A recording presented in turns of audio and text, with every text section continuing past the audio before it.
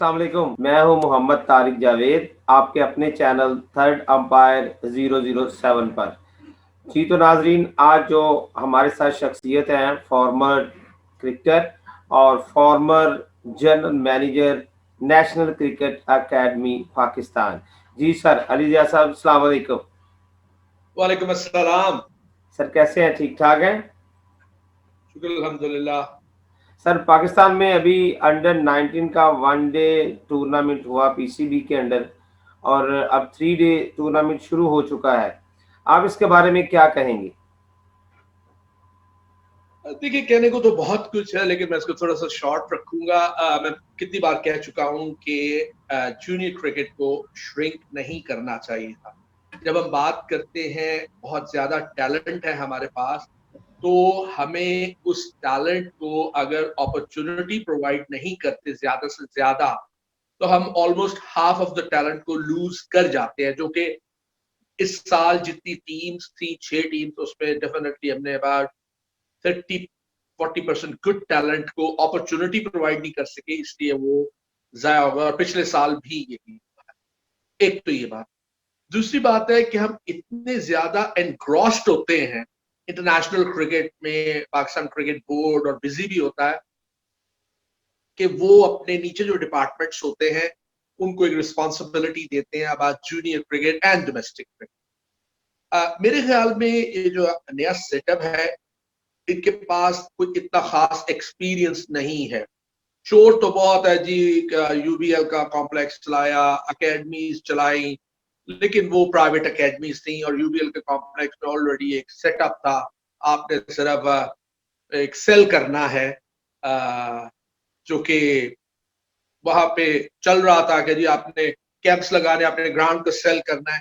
National cricket academy या high performance centre जो कि अब है, उसमें ऐसी कोई बात नहीं। इनिशियली हम लोगों को भी कहा गया जी, और बड़ा शोर मचाया गया जी, आप इसको कमर्शियल करें। तो अब 8-9 माह हो गए हैं, चेंजेस भी आ गई हैं।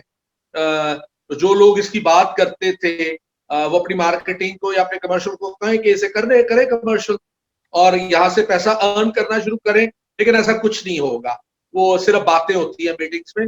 वो in the end just an eyewash होता है, और उसके बाद press release.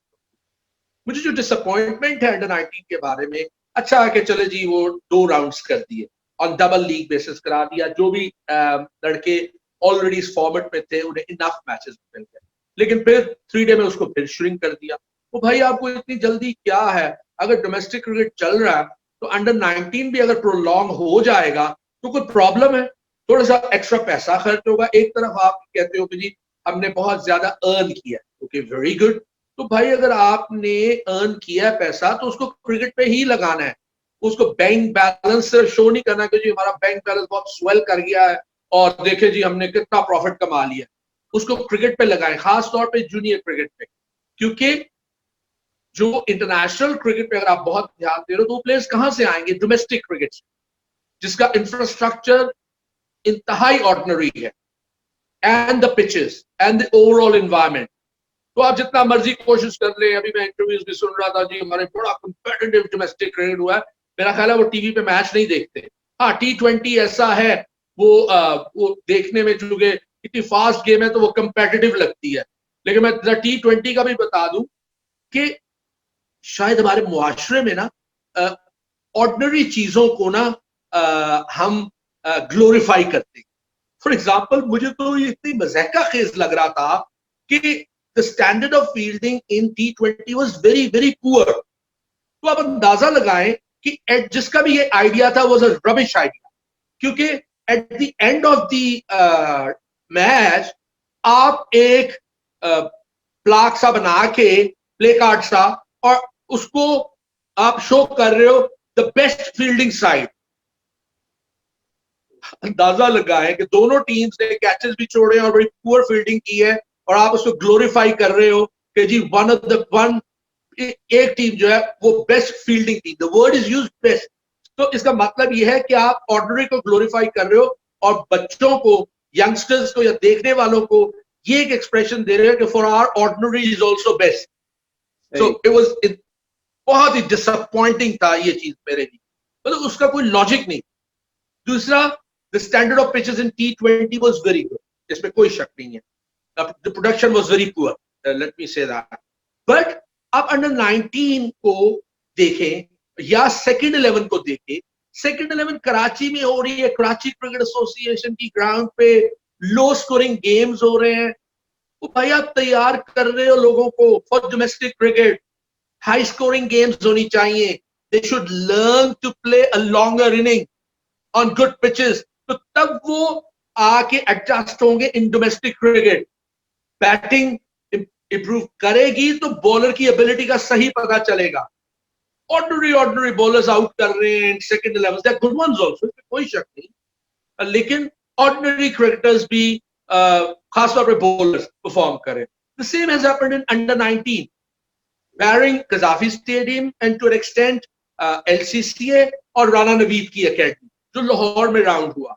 But most of the matches in मुरीद के लो स्कोरिंग गेम्स. और अभी भी अगर 3 डे आप खेलते हैं जो कि अब चेंज कर दिया गया है टू पिंडी, उसका भी मैं जिक्र कर लेता हूं तो शायद बेहतर हो जाए. लेकिन ये माइन्यूट डिटेल्स किसी भी प्लानिंग का सबसे जरूरी हिस्सा होता है. तो जब आप प्लानिंग करते हैं तो इन माइन्यूट डिटेल्स की तरफ भी जाए.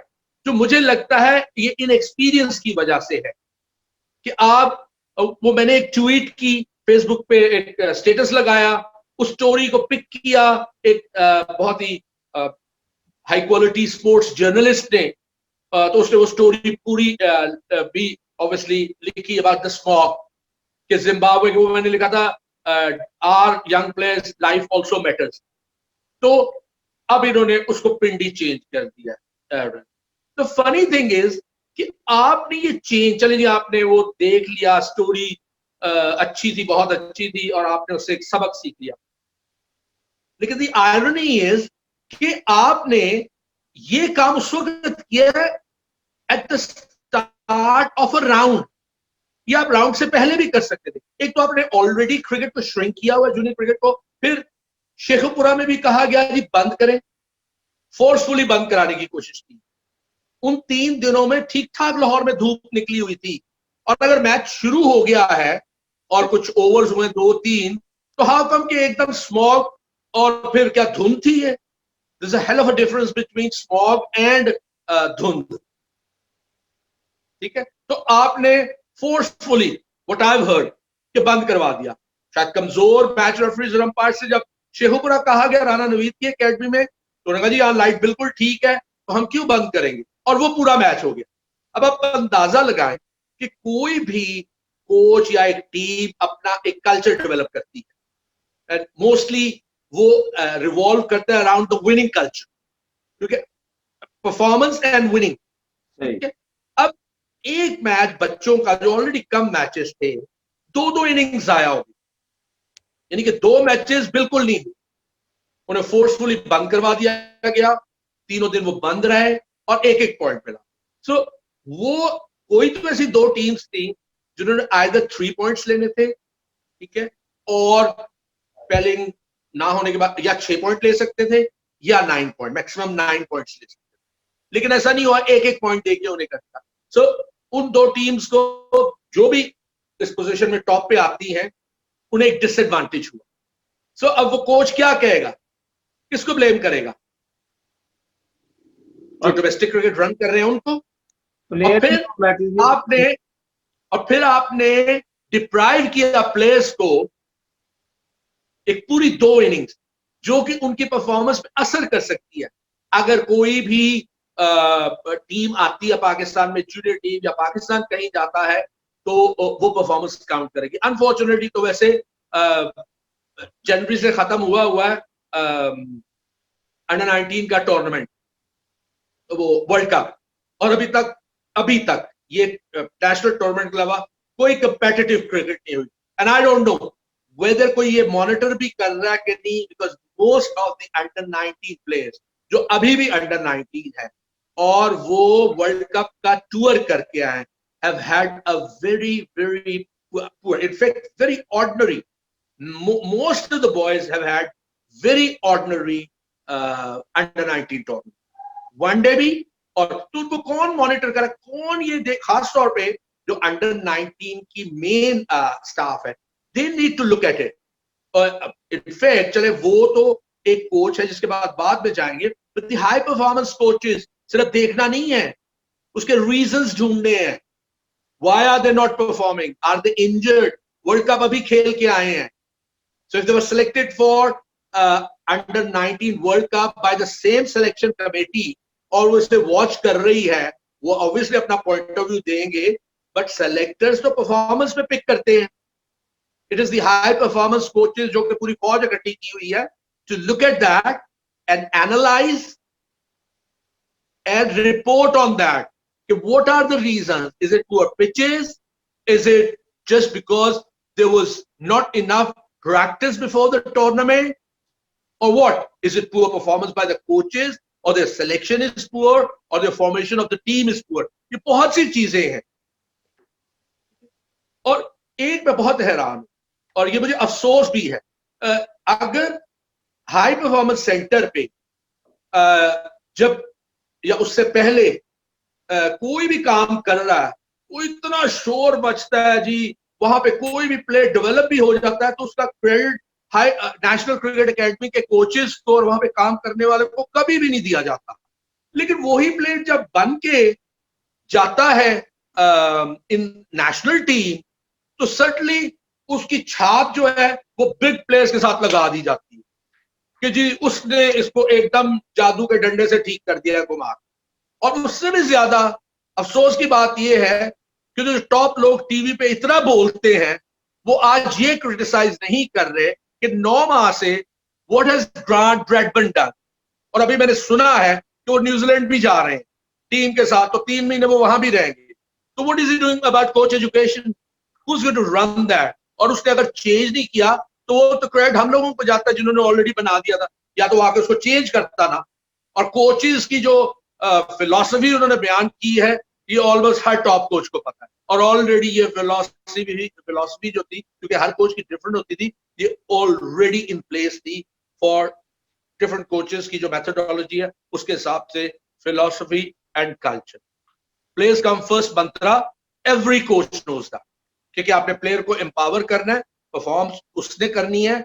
लेकिन अनफॉर्चुनेटली मेरे ख्याल में इन 9 माह में अब तक जो मुझे नजर आया, वो प्लेयर फर्स्ट मंत्रा मुझे नजर नहीं आया, प्लेयर रस्ट मंत्रा, यानी कि डिके करने दो प्लेयर्स को। वो प्लेयर फर्स्ट मंत्रा तो वो खास नजर नहीं आया, प्लेयर रस्ट मंत्रा मुझे नजर। सही है, सही है सर। आगे जो परफॉर्मेंस हुई है T20 की अभी जिम्बाब्वे के खिलाफ, तो आप यंगस्टर को कहाँ देख रहे हैं, उनकी परफॉर्मेंस को कैसे देख रहे हैं कि वो कुछ अच्छा रिजल्ट आया, जिस तरह उस्मान कादर ने भी अच्छी बॉलिंग की और भी दूसरे कुछ प्लेयर्स अच्छे आए हैं इसमें? देखिए, ऑब्वियसली पाकिस्तान T20 में हमेशा से बड़ी स्ट्रॉन्ग थी, और हमारे यंगस्टर छोटे जो है वो भी चूंकि बहुत ज्यादा, अब तो खासकर बहुत ज्यादा T20 हो गई है, और आज से सालों साल पहले T20 क्रिकेट का या क्रिकेट का जो क्रेडिट है ना, वो खास तौर पे पाकिस्तानियों को जाता है, स्पेशली कराची, क्योंकि कराची में ये ऑलरेडी जब हम भी खेल रहे होते थे तो ये T20 मैचेस होते थे और बड़े कम्पिटिटिव होते थे, हाई स्कोरिंग गेम्स होती थी। और कराची के प्लेयर्स जनरली हम जब बात करते थे तो उनकी चलाकियां अरूज पे होती थी। They were very good in shorter version, overall भी बहुत अच्छे होते, लेकिन शॉर्टर वर्जन में they were very smart. Smartness की जरूरत है होती है। So Pakistanis are smart for T20। Shorter version है, गलतियां कवर भी हो जाती हैं, और उन्होंने आउट क्लास किया Zimbabwe. I think were inflated, rather deflated, after a little bit of success in one day cricket. तो T20 में तो बिल्कुल आउट क्लास हो गया, राइटली सो। और टीम्स का कॉम्बिनेशन भी ठीक था मेरे लिहाज से, क्योंकि बड़ा वाइजली यंगस्टर्स को यूज किया गया, which was good.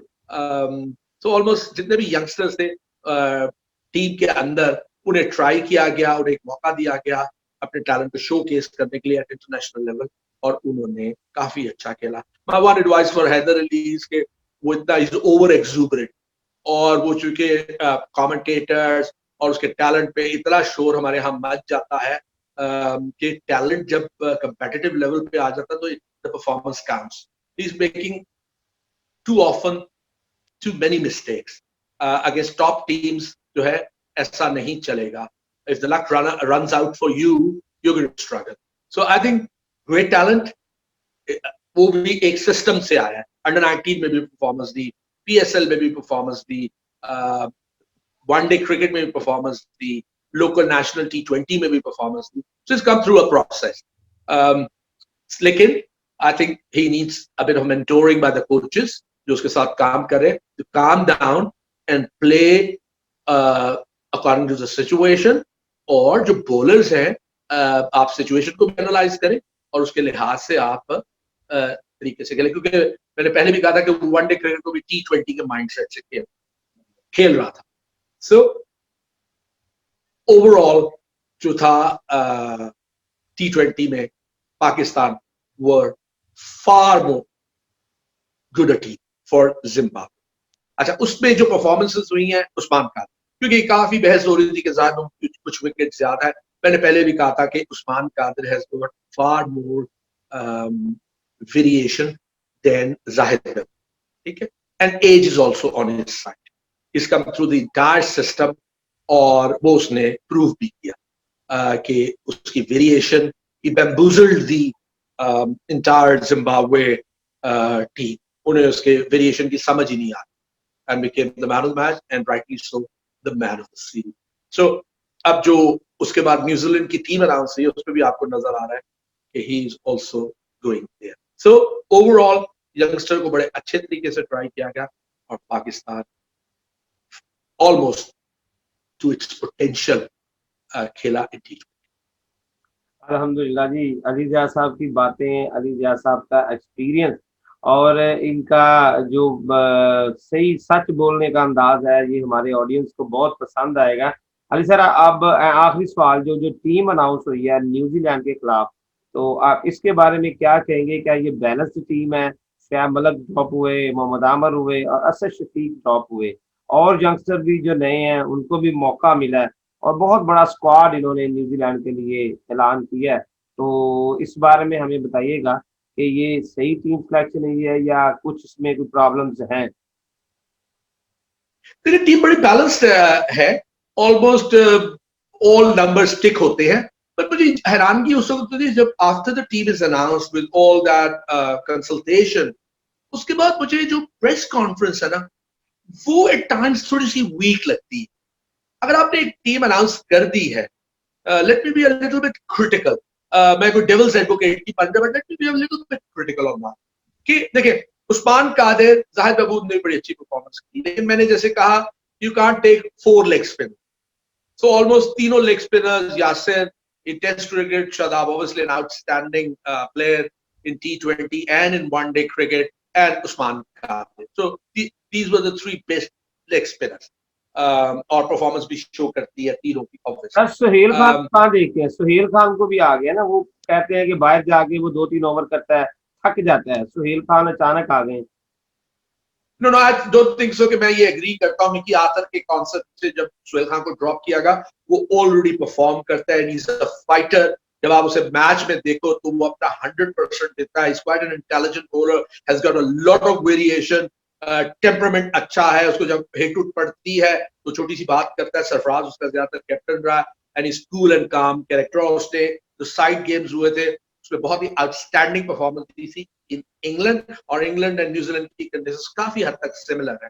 So I have no regret about Suhail Khan being selected. उसे होना चाहिए था, because he is a far better bowler than Imran senior. I think he is quicker than him, he is got more variation.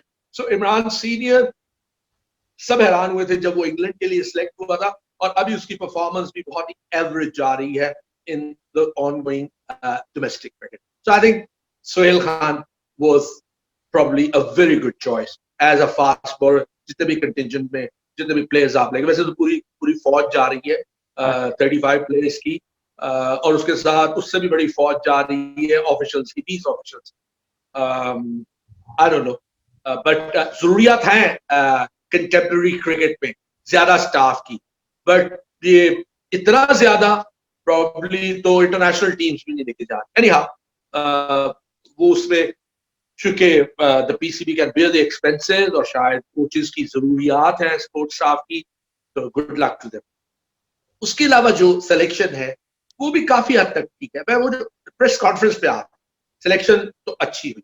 जब आप आमिर और शुएब मलिक की बात पे और असद शफीक की बात पे ये कहते हैं कि देखिए उन पे हमने डोर्स क्लोज नहीं की, लेकिन उससे पहले आप ये कह देते हो कि देखिए आने वाले 2-3 सालों में 3 बड़े इंपॉर्टेंट इवेंट्स हैं जो कि ऑब्वियसली वर्ल्ड कप्स हैं, तो हमने उन पे डोर शट नहीं की। इसका मतलब है क्या you are looking ahead and looking back on your shoulder also. यानी आप अपनी अगर तो आप आगे की डायरेक्शन की तरफ देख रहे हैं जहां आपने पहुंचना है, तो आपकी रफ्तार तेज रहेगी। You know what your destination is, आपका टारगेट क्या है, तो विच इज गुड। आपने यंगस्टर्स को चूज कर लिया, तो आप 3 सालों में उन्हें तैयार करें। आपने इतने कोचेस ऑन हाई सैलरी रखे हैं, let them work on them and prove to the world, खासतौर पे पाकिस्तानियों को, क्योंकि यहाँ पे अगर कोई कम क्रिकेट खेलने वाला हाईली क्वालिफाइड कोच आता है तो उसको तो ऐसे समझा जाता है जैसे वो अछूत है, और उसकी गलतियां, उसकी जो सक्सेस है या अचीवमेंट्स को ग्लोरीफाई करने की बजाय उसकी गलतियों को पे ज्यादा क्रिटिसाइज होता है। और जब टॉप प्लेयर कोच आता है तो उसकी गलतियां छुपा के उसको ग्लोरीफाई करने की कोशिश करते हो। भाई जो सही है वो सही करें। Top player is a top coach, glorify, उसकी तारीफ करें। और अगर एक आम क्रिकेट खेला हुआ, कम क्रिकेट खेलने वाला भी कोच अच्छा है तो उसकी भी तारीफ, ठीक है। Abdul Rahman is an example, hasn't played at all any cricket, but वो उसने अपना एक नाम बनाया है cricket. And other than that और भी कोचेस हैं, सभी ने ऑलमोस्ट सारा कुछ जीता है पाकिस्तान में। जावेद हयात है, देयर ऑल टॉप कोचेस। और भी काफी कोच, इजाज अहमद वो भी चैंपियन टीम का कोच रहा। अंडर 19 में कामरान खान बहुत सक्सेसफुल रहा, जावेद हयात बहुत सक्सेसफुल रहा। So there have been जो कम क्रिकेट खेले हैं but work as a coaches they work very well। अच्छा वापस आते हैं दोबारा प्रेस कॉन्फ्रेंस पे। अच्छा उसमें एक और जिक्र आया कि जी अच्छा जब आप ये कह देते हैं जी के तो आप बैकवर्ड भी देख रहे हैं, जैसे आपकी रफ्तार या आपकी जो क्लैरिटी नहीं है कि आप किस डायरेक्शन में जा रहे हैं, सर प्रॉब्ली आपका जो विजन है थोड़ा सा ब्लर्ड हो जाता है। दूसरी चीज, अगर आप ग्रेट परफॉर्मर लेकिन आपने इतने सालों बाद उसको टेस्ट क्रिकेट खिलाई and maybe to be honest difficult conditions थी, बट स्टिल उसमें फवाद आलम सेट नहीं लगा। I think we wasted his golden years, जो कि उस बच्चे के साथ बहुत ज्यादती थी। But if you wasted someone's golden year और फिर आप उसको सिर्फ एक किस्म का कॉम्पनसेशन के लिए खिला रहे हैं और लेके जा रहे हैं, तो अंदाजा लगाए कि Fawad Alam is 1 year older than Asad Shafiq.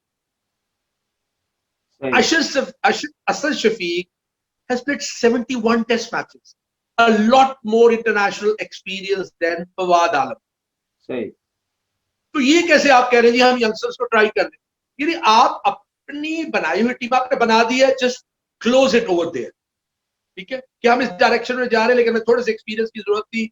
तो चूंकि असद शफीक इस वक्त इतनी अच्छी फॉर्म में नहीं था, तो हमने प्रॉब्ली फवाद आलम जो कि डोमेस्टिक परफॉर्मेंस अभी भी दे रहा है, तो इन फॉर्म है, तो हम इन फॉर्म के तौर पे इस बैट्समैन को लेके। बट व्हेन यू सेड जी हमने ये प्लेयर्स को डोर भी शट नहीं की, लेकिन हम अगले 3 बिग इवेंट्स की तरफ देख रहे हैं, तो आपकी प्रेस कॉन्फ्रेंस और आपकी बातें फिर उन 2-3 प्लेयर्स को जस्टिफाई नहीं करती जिनकी एज ज्यादा है, और ये भी जस्टिफाई नहीं करती जिन प्लेयर्स को आपने ड्रॉप किया। सर इफ्तिखार अहमद को आप सिर्फ T20 के लिए सिलेक्ट हुए हैं या कि तीनों फॉर्मेट में आपके ख्याल में उसके चांस मिले? देखिए 3 फॉर्मेट से तो फिर मिसबाई बता सकता है कि अगर किसी की आपकी की टेस्ट मैच की डबल फिगर में भी एवरेज ना हो और वनडे में ऑलमोस्ट 15-16 की एवरेज हो, तो आप उसे तीनों फॉर्मेट्स के लिए लेके जा रहे हैं, ठीक है। मेरी समझ से तो ये बाहर है। Let me be very honest, क्योंकि अपना ओपिनियन ऑनेस्टली देना चाहिए। हमारे यहाँ बड़े बड़े एक्सपर्ट्स आते हैं, अपना ओपिनियन भी दे देते हैं, फिर साथ ये भी कह देते हैं ये मेरा दोस्त है, वैसे तो बहुत अच्छा प्लेयर है, ओ भाई बी ब्लंट, आप परफॉर्मेंस देते हो, यू अप्रिशिएट दैट, आप परफॉर्मेंस नहीं देते, यू बी क्रिटिकल। मैं किसी को भी इफ्तिखार के बारे में उसका पोस्टमार्टम करने की जरूरत नहीं है, बट उसकी परफॉर्मेंस को एनालाइज करना जरूर चाहिए। हमारे यहाँ यूजुअली एक्सपर्ट्स क्या करते हैं, ना प्री मैच एनालिसिस करते हैं, ना पोस्ट मैच एनालिसिस करते हैं, प्लेयर्स का पोस्टमार्टम कर देते हैं या पीसीबी का पोस्टमार्टम करते हैं हमेशा। तो उससे पब्लिक को आप एक बैड इमेज दे रहे। सही। अगर कोई चीज गलत हो रही है उसे आप हाईलाइट करें, लाइक कि हमने स्मॉग को हाईलाइट किया, पीसीबी ने चेंज कर दिया, well and good. Obviously inexperience show हुआ जो भी काम करने आए हैं, क्योंकि जब भी आप कोई प्लानिंग करते हैं आप उसकी माइन्यूट डिटेल्स में जाएं, तो आपको बार बार यू टर्न लेने की जरूरत नहीं पड़ती। जी, मैं अली रियाज साहब का बहुत शुक्रिया अदा करूँगा कि हमारे इस प्रोग्राम में आए और अपना कीमती वक़्त दिया हमें और हमें अपने तजर्बात से मुस्तफ़ीद किया। इंशाल्लाह नए एपिसोड के साथ और डोमेस्टिक पे जो अभी तक मैचेस हो चुके हैं और जो अंडर 19 के हो रहे हैं, जो 3 डे हो रहे हैं, जो फर्स्ट लेवल, जो सेकंड लेवल हो रही है, इंशाल्लाह नेक्स्ट प्रोग्राम में अली साहब के साथ इसी टॉपिक पर तफ़सील से बात करेंगे। सर आपका बहुत शुक्रिया हमारे प्रोग्राम में आने का, हमारे ऑडियंस को अपने तजर्बात से मुस्तफ़ीद करने का। और अगर आप कुछ पैगाम देना चाहते हो इस कोरोना वायरस और स्मोक के बारे में हमारे ऑडियंस को, तो वो आप दे सकते हैं। मैं सिर्फ ये कहना चाहूंगा, good luck to Pakistani team. देखिए, हम जो एक क्रिटिकल एनालिसिस करते हैं वो obviously for future line of action जो कोचेस का है या सपोर्ट स्टाफ का या इवन प्लेयर्स अगर वो सुनते हैं तो वो इससे मुस्तफीज हो सके। बाकी जो है हम ऐसे ही करते रहेंगे, क्योंकि it's our responsibility as former cricketers कि हम उन चीजों को हाईलाइट करें जो बेहतर हो सकती हैं और सिर्फ नेग्लिजेंस की वजह से वो एक एक किस्म का प्रॉब्लम क्रिएट करती है। क्योंकि ये बहुत ही इंपॉर्टेंट चीज है कि आप कोई भी काम करने लगे हैं तो आप रादर देन वंस खराबी हो गई है तो उसको बाद में ठीक करने की कोशिश करें। आप पहले ही खराबी को रोक के चीजों को ठीक करके अच्छी प्लानिंग के साथ पेश करें, ताकि आपको बार बार बार बार बार बार ना तो क्रिटिसिज्म का सामना करना पड़े और ना दुनिया में लोग आप पे हंसें कि ये बार बार चेंजेस बार बार चेंजेस हो रही हैं, तो क्या प्रॉब्लम है। सो इन प्रॉब्लम्स को सॉल्व पहले कर लेना चाहिए, और अगर काम करने के बाद, कंप्लीट होने के बाद चीजें आप उसको एनालाइज करें, लोगों को अकाउंटेबल ठहराएं, तो वो ज्यादा बेहतर। जी, बहुत और शुक्रिया। अल्लाह अल्लाह हाफ़िज़ सर।